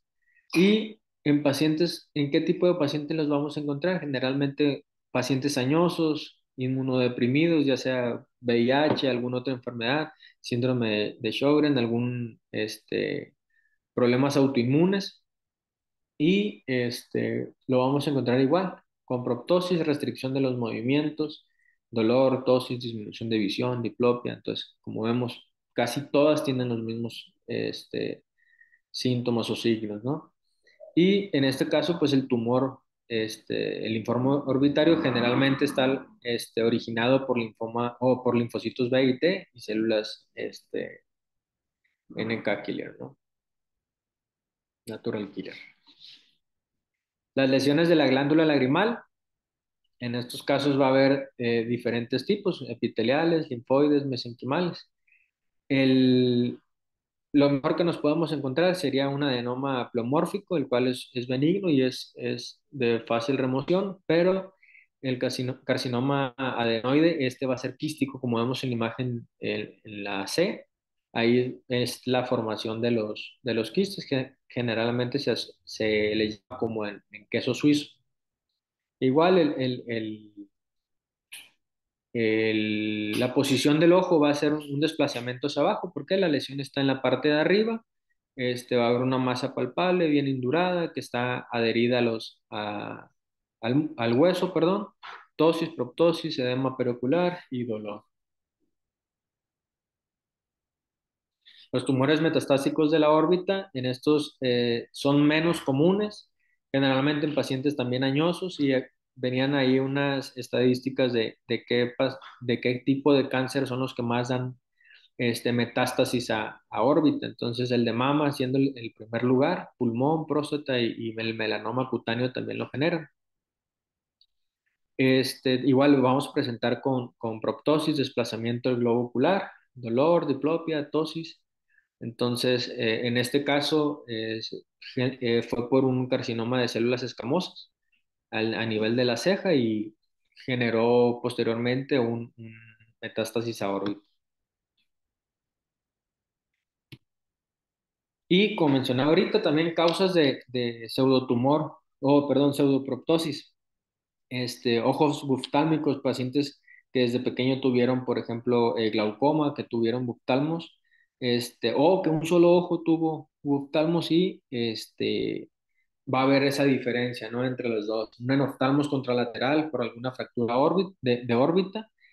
Como mencionaba también al principio, alguna diferencia de tamaño o volumen de los huesos de la cara y también simplemente una anatomía asimétrica del párpado. Entonces, como vimos, todos los pacientes van a llegar a tener alguna sintomatología en común, como es la proptosis, el edema palpebral, la tosis, retracción palpebral, dolor o disminución de visión. Entonces, pero nos tenemos que enfocar en lo que rodea al cuadro clínico del paciente. Tenemos que hacer una buena interrogatorio del paciente o los cuadros clínicos que podamos encontrar. Por ejemplo, si vemos que en consulta nos llega un niño con proptosis, y el cuadro fue rápido, pues a lo mejor puede ser un rabdomiosarcoma dependiendo las características clínicas también que tenga, o una celulitis si el niño tuvo o tiene sinusitis activa. También las características que vamos a encontrar en estos dos cuadros pues tampoco son muy similares a simple vista. O bien, si en el interrogatorio vemos que tenemos pacientes inmunocomprometidos o pacientes mucho más viejitos o que tuvieron cáncer o algún accidente, pues podemos pensar en otras etiologías. Pero pues recordar que la mayoría de estos casos simplemente nos toca hacer el diagnóstico y derivar al paciente a neurocirugía, apoyarnos de algunos estudios de imagen, como tomografía, la resonancia magnética, pero en sí el neurocirujano pues es quien realmente va a resolver la mayoría de los cuadros, junto con pues el oncólogo en algunos otros. Y pues simplemente dar terapia de sostén y alguna posoperatoria para mantener el ojo, ¿no? Si hay más que hacer ahí. Entonces sería todo de mi parte. No sé si tengan dudas o algo, o si tengan comentarios. No sé qué te pasó en la presentación, pero se miraba cortada toda. Pero de igual manera la dice bastante bien. Este tema, cuando llega un paciente con exoftalmo, vemos proptósico el ojo, hay que siempre mandarle hormonas tiroideas o preguntarle si padece de alguna alteración de la tiroides. ¿Por qué? Porque casi siempre está relacionado con esto. Entonces, tienen que aprender a usar ¿cómo es que se llama? El exooftalmómetro de Hertel, lo tienen que saber ocupar, porque si no, pues obviamente no van a saber si en realidad es ojuda la persona o tiene exoftalmos. Entonces es importante tener en cuenta eso. Otra cosa importante que tienen que saber anatómicamente son los espacios orbitarios. Sí, tienen que saber cuáles son los que componen el intraconal, el extraconal, el extraorbitario. Entonces, todo eso tienen que saberlo anatómicamente. ¿Sí? Em, bueno, ¿qué otra cosa de este tema? Ah, los signos radiológicos de una orbitopatía tiroidea, tienen que saberlos cuáles son, cuáles se presentan. No sé si lo mencionaste, no recuerdo que lo hayas mencionado o Sí, dime el si lo apiñamiento mencionaste. en la Pero, orbitopatía tiroidea. doctor, igual mañana ese tema me toca el de Solo oftalmopatía tiroides. tiroidea. Ajá, y Ok. ahí lo voy a mencionar todo. Ah, ok, súper. Entonces no puedes adelantar cuáles son esos signos. No, porque se los voy a spoilear. Ah, ok, pero No, tienen pero que... mañana están incluidos todos con imágenes y Ah, demás. súper, súper. Me interesa mucho porque el más, digamos, que más logramos ver es prácticamente el signo de Coca-Cola, ¿verdad? Que así la han llamado. Entonces eso es muy importante tenerlo en cuenta. Y quiero ver qué más, por favor, si no han visto uno de esos, pidan que se los enseñen. O sea, el doctor Gutiérrez no sé si lo tiene, la verdad, él dice que sí lo tiene, pero yo nunca lo he visto en la clínica en los 6 años que tengo de estar con él. Pero yo sí aprendí a medir todo esto en mi residencia. Entonces, ¿por qué? Porque obviamente ahí había oculoplástico, entonces tenía eso. Y si no, pues sería bueno que el doctor Jonathan incentive al doctor a tener uno de esos, por lo menos a buscarlo y saber dónde está, ¿verdad? De ahí para allá, bueno, yo sé que son temas un poco extensos, pero sí tienen que estudiarlos, más que todo los signos clínicos, ¿verdad? Que es lo más importante de cada uno. No les estoy pidiendo que den diagnósticos, sino que simplemente sepan cuáles son los signos clínicos de cada patología. Bueno, chicos, entonces nos vemos el día de mañana, ya que la doctora no nos quiso dar spoiler, ni modo, se lo dejamos para mañana. Espero que sí se los aprenda la doctora para que no se le olviden nunca. Entonces, bueno, chicos, bonita noche, se me cuidan. Sale, Gracias, igual doctor. ahorita les dando la Bye. exposición. Gracias, bonita noche. Gracias, bonita noche.